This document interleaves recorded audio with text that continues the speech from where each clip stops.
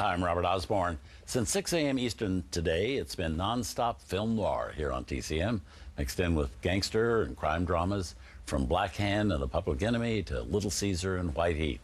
Well, we're almost to the finish line, and back with me, as he has been all evening, is Edward Burns.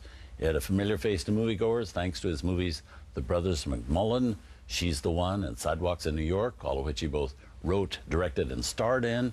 He was also a very prominent presence in Saving Private Ryan. And starting tomorrow, he can be seen on 2 episodes of our sister network TNT's new show, Mob City. Welcome back, Ed. How are you? Good to have you here. Yeah, thanks. Up next for us, another one of the best movies of the genre of film noir. It's The Big Heat from Columbia Pictures in 1953, starring Glenn Ford and Gloria Graham, with Fritz Lang directing. Now, this is a movie I have to tell you that when I first saw it, I wasn't all that keen about it. But then I saw it again not long ago on TCM, and I really liked it. I thought it was terrific. Yeah. I thought Glenn Ford is as good as I've ever seen him, and Gloria Graham's the definitive dame, film noir dame, and Lee Marvin's great in it. I think it's just a terrific movie. Yeah, it's the one in the series that I hadn't seen before, and probably because you know, with this genre, I was always attracted to films based on who the leading man was. You know, it was Cagney, Bogey, Edward G. Robinson, and I really wasn't that familiar with Glenn Ford, so I just never picked up this film, and I was pleasantly surprised. It's a different kind of performance than you get out of, you know, Bogey and Cagney. It's right. you know, he's more stoic. He's sort of the, you know, strong, quiet type, maybe more of a, you know, a Henry Fonda kind of leading man. But I was really kind of blown away by his performance in this film.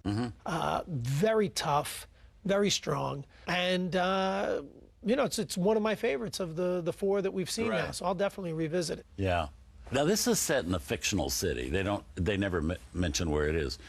Your show, Mob City, is set in Los Angeles, and some of the great film noir things have been done in New York. Yeah. Do you think the city is an important ingredient of film noir? Is it different? Film noir different?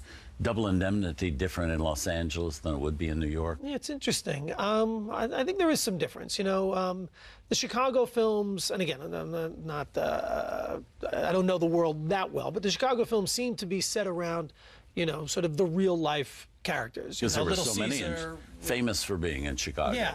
Dillinger and all those guys. But for me, it always felt like when I think about film noir, I think Los Angeles. I don't think New York. Maybe because there have been so many other films made in New York. I don't know. Just the film noirs that I sort of saw early on, and having being a kid who was never in L.A., film noir shaped what I thought L.A. was going to look like when I arrived there. Well, you know, I got to tell you, we're so on the same wavelength on that, because I grew up in a little town in Washington State, and I sing Double Indemnity in those movies and the kind of underbelly of life in Los Angeles, and it's so spread out and everything in the films. I never took to L.A. I lived there for 30 years. Yeah. I never really took to it because I have other friends that couldn't wait to get to L.A., but they thought of it as Hollywood, and they thought of it as glamorous, and they thought, you know, Singing in the Rain and The Bad and the Beautiful and all that kind of stuff. I always saw it as Double Indemnity. Yeah. You know. Yeah, it's funny, you know, you mentioned Double Indemnity. Later on, Chinatown was a big one for me. You know, a sort of more modern noir film. Those were sort of my first impressions of L.A. So when I think film noir, I tend to think L.A. Absolutely. So that's interesting. Well, let's see the movie. Here it is with the supporting cast, certainly headed by Lee Marvin, who gives new meaning to having a fresh pot of hot coffee. From 1953, directed by Fritz Lang, The Big Heat.